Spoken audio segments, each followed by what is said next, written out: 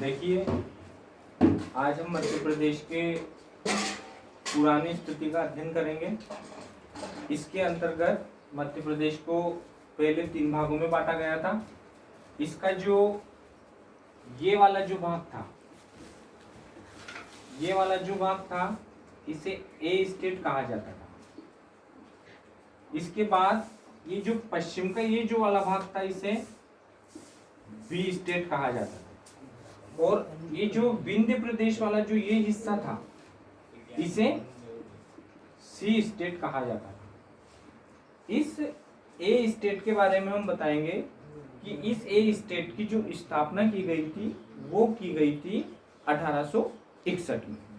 1861 में जब इसकी स्थापना की गई तो इसे सेंट्रल प्रोविंस, जब यहाँ पर न्यायिक कमिश्नर का शासन था। कब? 1861 में। 1861 में इसमें न्यायिक कमिश्नर के द्वारा ये आता था, और 1921 में यहाँ पर राज्यपाल का शासन हो गया। अब यहाँ पर राज्यपाल का शासन हो गया तो उसके बाद हमने क्या किया गया, 1921 में राज्यपाल का शासन होने के बाद में जो ये बरार प्रदेश था, ये जो बरार प्रदेश था, इस बरार प्रदेश पर पहले जो कब्जा था वो था हैदराबाद रीजन का। हैदराबाद रीजन का कब्जा होने के कारण 1936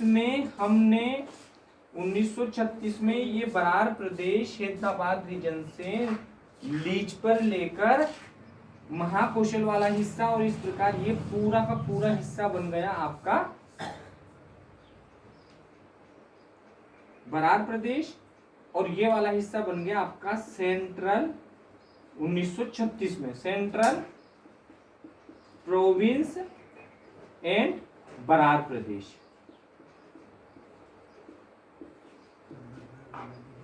1936 में क्या क्या किया हमने? सबसे पहले हमने देखा ए स्टेट।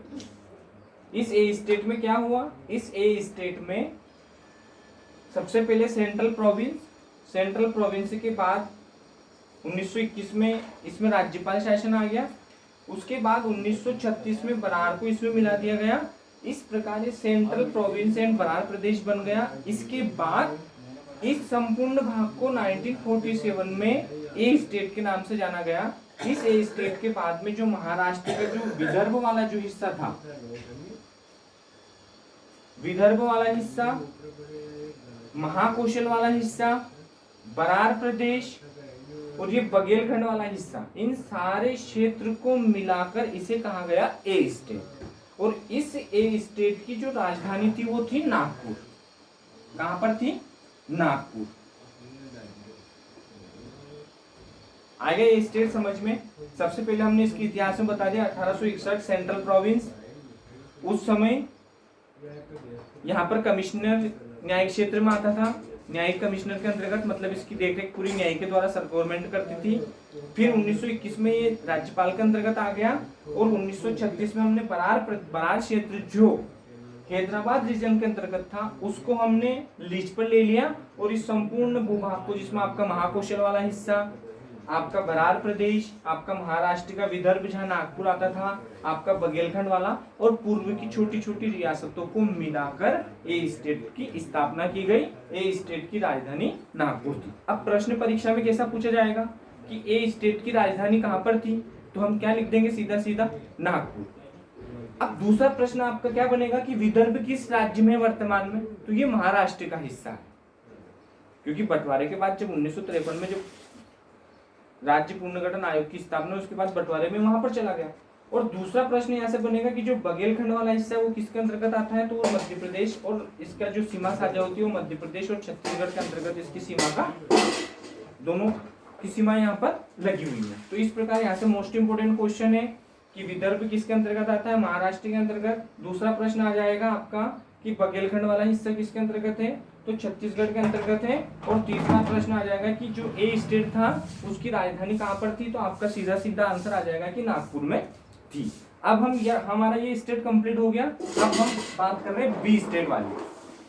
तो बी स्टेट की जो पश्चिम की जितनी जो 25 जो रियासतें थी, जिसमें आपका नीमच, मंदसौर, रतलाम, झाबुआ, अलीराजपुर वाला जो पूरा का पूरा जो हिस्सा था, ये पूरा का पूरा हिस्सा आपका मध्य भारत में या फिर इसके 20 स्टेट के अंतर्गत आ गए। यहाँ 2 राजाओं का शासन था, ग्वालियर में तो करते थे सिंधिया और इंदौर में करते थे होलकर।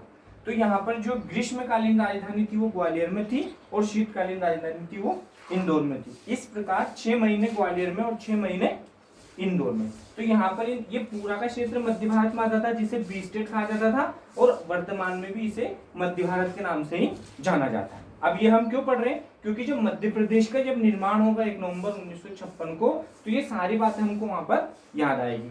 तो 20 स्टेट की राजधानी क्या थी, 6 माह के लिए यहाँ पर थी और 6 माह के लिए यहाँ पर थी।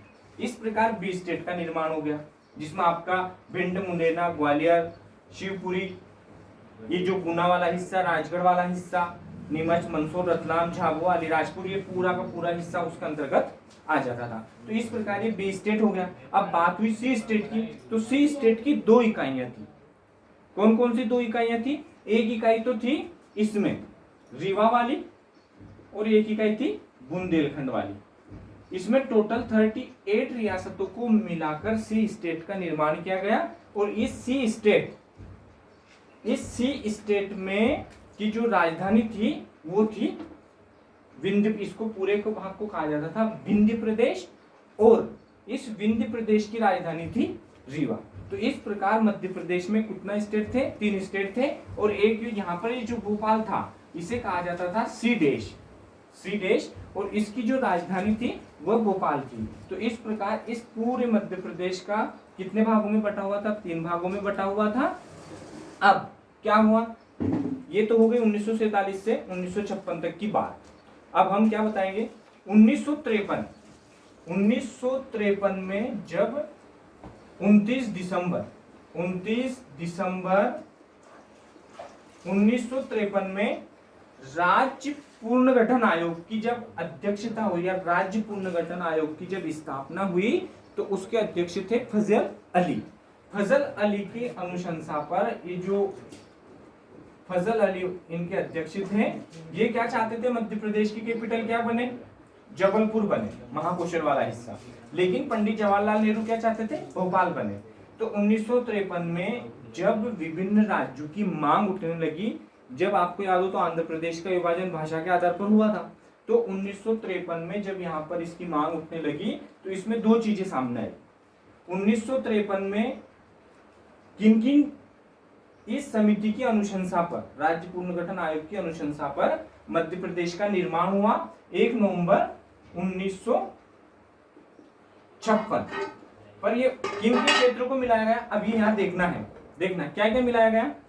इसमें मिलाया गया सबसे पहले आपका जो मध्य भारत था, इस संपूर्ण मध्य भारत को, सिर्फ इसमें आपने क्या छोड़ी, मंदसौर जो था आपका, मंदसौर का जो सुनेल टप्पा था, इसको आपने छोड़ दिया, सुनेल टप्पा को आपने छोड़ दिया।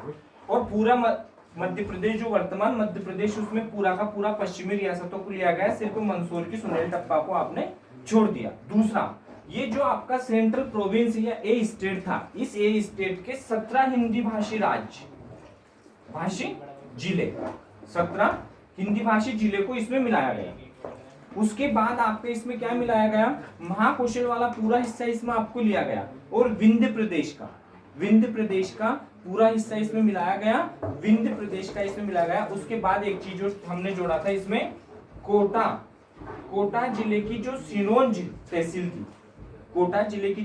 तहसील थी, उसको तो हमने विदिशा में मिला लिया, और हमने बदले में क्या छोड़ दिया था उनके लिए, सुनेल टप्पा।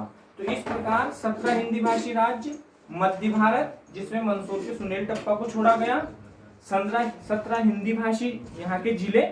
इस प्रकार संपूर्ण मध्य प्रदेश की स्थापना 1 नवंबर 1956 को हुई।